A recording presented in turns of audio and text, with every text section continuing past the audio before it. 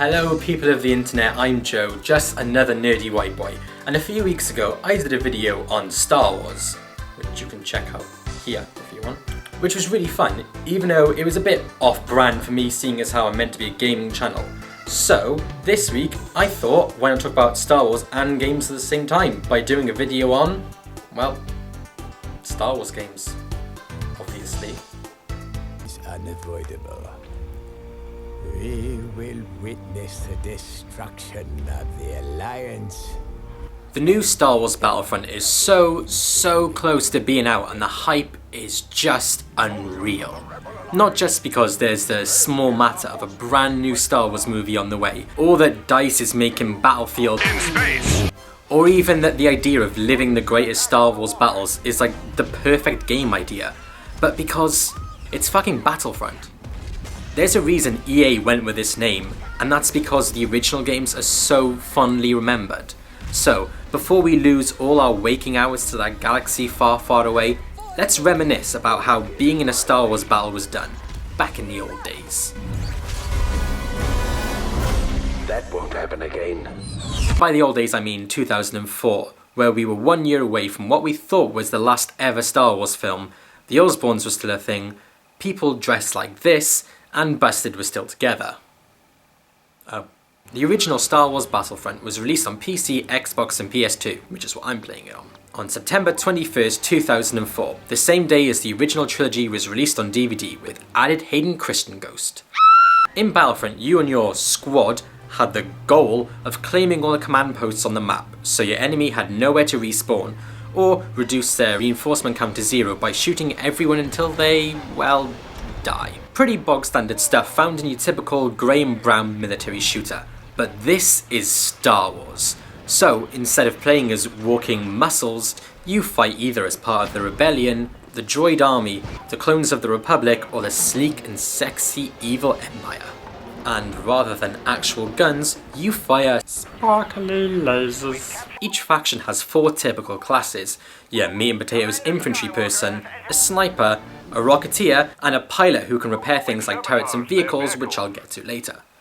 Each faction has an individual special class, so the Rebels get the Wookiee, who is slow but built like a brick house. The Empire and Republic both get jetpack troopers with some notable differences.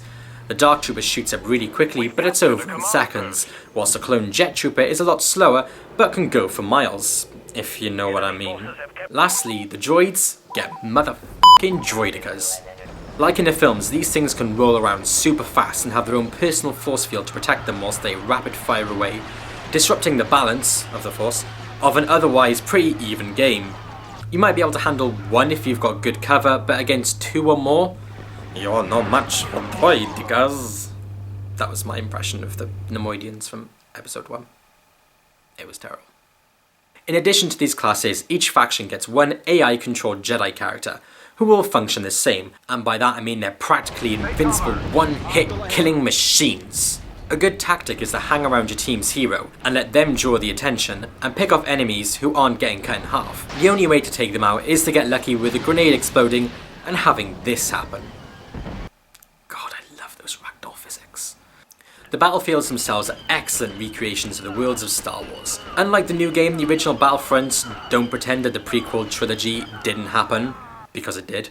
So you've got planets like Naboo and Geonosis standing alongside Hoth, Endor and Bespin. Battlefront was also the first time we got to see the Wookiee planet Kashyyyk on screen, which was cool for the time. Most of the worlds had 2 maps, which meant we got to see loads of famous locations like the Lars Homestead and the Sarlacc Pit. The command posts also had individual names, and sometimes the announcer would say things like, "We've captured the carbon freezing chamber," rather than just saying we've captured a command post. It was little things like that and the cantina music playing in the cantina that really sell the authenticity of Star Wars. Another thing that really helps you recreate the feel of a Star Wars battle are the vehicles. You can easily hop on a speeder bike or an AT-AT for a different way of playing, but you can also get in an X-Wing or a TIE Fighter and fly around the map, raining down hell from above, or having dogfights in the air and completely ignoring the ground battle going on. Outside of playing whatever map you wanted, offline or online, there are 2 modes called Historical Campaign and Galactic Conquest. Historical Campaign was just a series of basic battles with a voiceover and some quality cutscenes in the films, giving them a loose sense of story. Galactic Conquest has you taking planets from the enemy and using special bonuses to help you or hinder your opponent. If you win 4 battles, you can instantly conquer a planet without actually fighting, or in the Empire's case, destroy it completely. What's a lot of fun with the Star Wars elements and the potential for hilarious moments, Battlefront doesn't have an awful lot of variety. The campaign and conquest modes try and spice things up, but every battle sort of boils down to the same thing. This is where Battlefront 2 comes in, just over a year after the first and on the same day as Revenge of the Sith came out on DVD. The main command post mode was joined by 2 different capture the flag modes to add variety, whilst Galactic Conquest became more of a strategic board game with a point system that allowed you to unlock different classes and buy bonuses. The single player campaign was called Rise of the Empire, with a more involved story and a variety of different objectives. There were tons of little improvements here and there, like medals that give you permanent bonuses or better weapons, dashing, an auto-aim, and the ability to change class at a command post without dying, which is really helpful, even though it's a bit weird to go from a white guy to a black guy to a white woman to a Bothan. Like, not even Michael Jackson went that far. Speaking of Bothans, each faction has one extra special class. The droids have Magna Guards, who are the cool ones from episode 3, who kinda suck in this game. The clones have a commando who has a railgun, which your teammates like to walk in front of. The Empire has an officer who has a silly hat. And the rebels have the aforementioned Bothan spies, who can grant regeneration and go invisible, yet are really easy to kill. Yeah, no wonder so many of them died. Probably the biggest change is the introduction of playable hero characters. By default, you'll be asked if you want to control one when you have a certain amount of points, but you can change this to make the heroes more difficult to obtain, or have the game constantly nag you like that annoying guy on Tinder who you accidentally gave your mobile number out to. Heroes run the gamut from better versions of special classes like Chewie and the Feds to a load of Jedi and Sith. Unlike Battlefront 1, they don't all play the same, so for example, Darth Vader's really slow, the Emperor glides around like he's Barbie on Swan Lake, and Yoda is so small that hey, where'd he go? While the gun-wielding heroes aren't so bad, the lightsaber characters completely destroy even the concept of balance. You can easily capture every command post without dying once if you play as a Jedi, which, as I said, you can make happen almost instantly if you change the options. Due to a programming error in the PS2 version, the AI will never play as a hero outside of the main story, and a mode called Hero Assault, which I'm going to explain through the medium of Hayden Christensen's acting. You think I can't fight 3 Jedi at once? You underestimate my power. This is the end for you, my master. This is the end for you, my daughter. This is the end for you, whoever you are. Wookiees, they're animals, and I slaughter them like animals. I hate them. I need more power. Anakin Digivolve too. Darth Vader.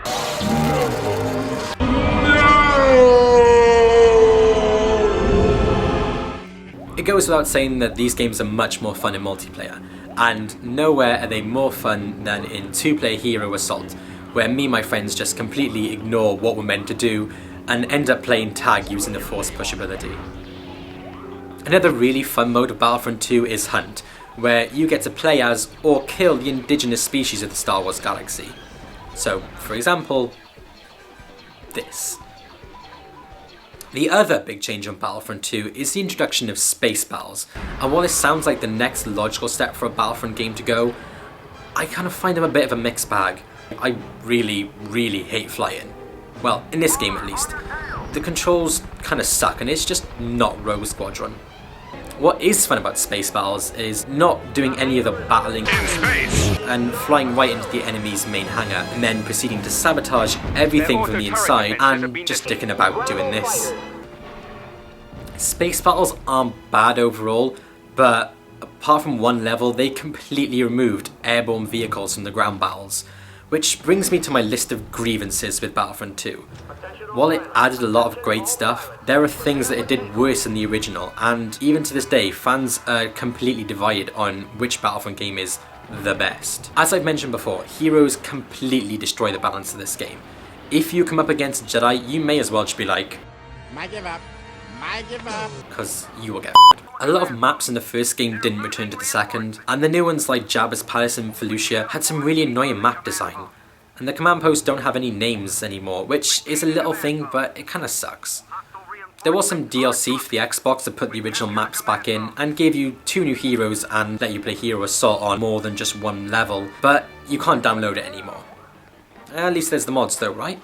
Now whilst the music and sound effects are top notch, both games suffer really badly from repetitive voice acting. In the first games, there's only a few lines that you'll hear over and over, like Enemy in range. Enemy in range. the second game has a lot more voice acting, which means you'll hear it a lot more. And it doesn't help that the voice acting in Battlefront 2 is a lot more over the top and irritating. Like, why are the clones given an American voice when Tamura Morrison voices the Fets and does a story narration anyway? The rebels have lost the flag. A pity. The rebels have foolishly dropped the flag. Maybe this is just me, but I think Battlefront 2 is a damn sight uglier than the first one. The character models don't look as sleek and polished, and the environment textures are a lot murkier. I know they didn't have a long development time and you can mod the PC version, but still. Graphically though, these games do hold up quite well. And what I think would be really cool is if someone did a new Battlefront game, but in HD. Yeah, okay, that was terrible, sorry. At the end of the day, both games are solid shooters that do a fantastic job of making you feel like a soldier in the Star Wars... wars. And they're a ton of fun. Well, the console games are anyway. The PSP version of Battlefront 2 and the handheld-only sequels Renegade Squadron and Elite Squadron suffer from some really nasty controls. You can remedy this to an extent with the Vita's button mapping, but unless you really want to play Battlefront on the go, I'd give these games a miss. As for the 2 console games, it's too early to tell whether the new Battlefront will turn out better than the first 2, but it's the only one you can play online, and the beta was fucking sweet. All I know is, next week cannot come fast enough. As always guys, thank you so much for watching. I really appreciate all the views, likes, subscribes, comments, everything. It's great. I'm sorry I haven't been on camera much today, but I can't find Jar Jar Bear anywhere, and it doesn't feel right doing a video without him. Don't suppose you know where he is?